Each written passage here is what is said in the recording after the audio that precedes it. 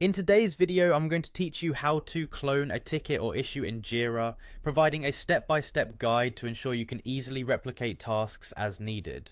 Whether you're looking to duplicate issues for tracking purposes, or need to assign similar tasks across your team, knowing how to clone a ticket efficiently can be a real time saver when managing projects on Jira.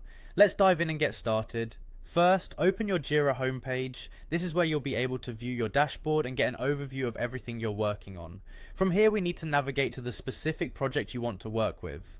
On the left hand side, you'll see a projects tab. Click on this tab and you'll see a list of all the projects you're involved in. Find the project you're looking to clone an issue from and select it by clicking on its name. This will take you directly into the project workspace. Once you have your project open, the next step is to access the issues section.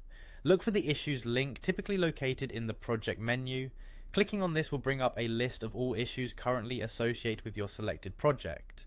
Now it's time to pinpoint the specific ticket that you want to clone.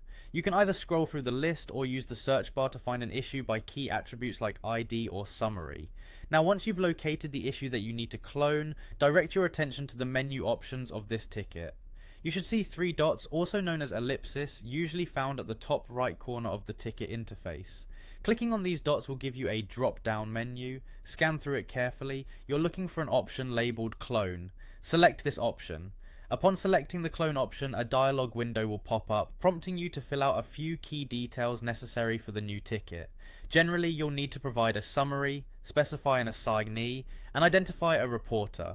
The summary should give a concise overview of the issue, similar to what's in the original ticket, tailoring it if necessary to suit any slight changes that apply.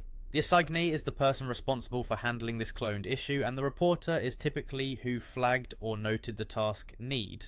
After filling in these fields, you're almost done. The last step is simply to click the clone button. Doing this finalizes the cloning process and adds your new issue to the list of ongoing tasks within the project. You've successfully created a duplicate ticket, allowing you to manage similar issues or tasks seamlessly within your project workflow. And there you go, cloning a ticket in Jira is straightforward once you know where to look and which steps to follow. I hope you find this guide helpful in making your project management a bit smoother. Keep watching for more Jira tips and tricks.